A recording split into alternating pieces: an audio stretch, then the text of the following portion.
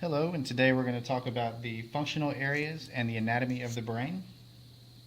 This large outer area is referred to as the cerebral cortex.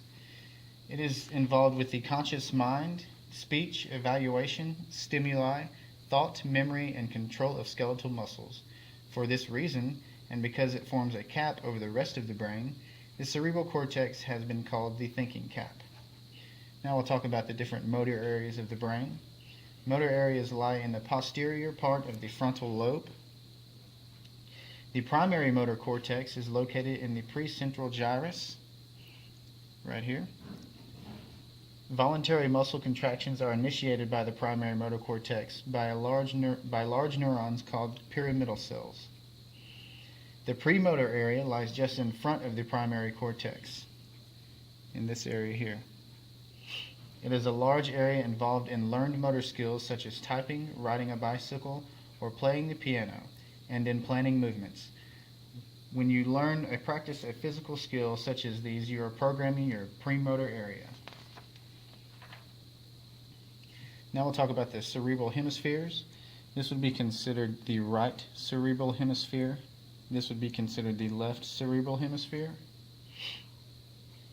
On its surface of the cerebral hemispheres lie many folded ridges and grooves called convulsions. A gyrus, these folded ridges here, is an elevated ridge among the convulsions, where a shallow groove is referred to as a sulcus. These areas. A fissure is a deep groove among the convulsions. This would be considered the longitudinal fissure. And on the back here would be considered the transverse fissure. The transverse fissure separates the cerebrum from the cerebellum. Now we'll talk about the different lobes of the brain. This would be considered the frontal lobe. On the top here would be considered the parietal lobe. And on the side, the temporal lobe.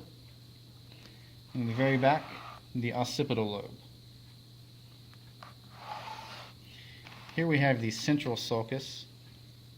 It separates the frontal and the parietal lobe. It is bordered anteriorly by the precentral gyrus and posteriorly by the postcentral gyrus. The posterior parieto-occipital sulcus separates the parietal and occipital lobes. It would be in this area.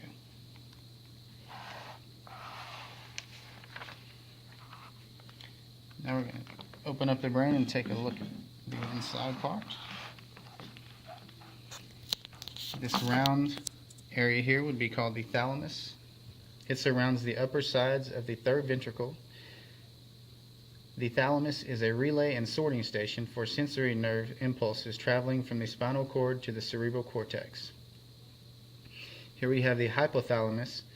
It is directly below the thalamus, surrounding the lower walls of the third ventricle. It controls the autonomic nervous system, cardiac and smooth muscle glands, blood pressure, respiratory rate, regulates emotion, body temperature, hunger, thirst, and circadian rhythms. Here we have the corpus callosum. It binds the right and left hemispheres of the cerebrum. It facilitates communication between the right and left hemispheres. Here we have the brainstem. We'll talk about the different parts of the brainstem. Here is the pons. It is between the midbrain and medulla oblongata and is the bulging region in the middle of the midbrain and medulla oblongata. The pons relays messages concerned with facial expressions, normal respiratory rhythms. Here we have the medulla oblongata.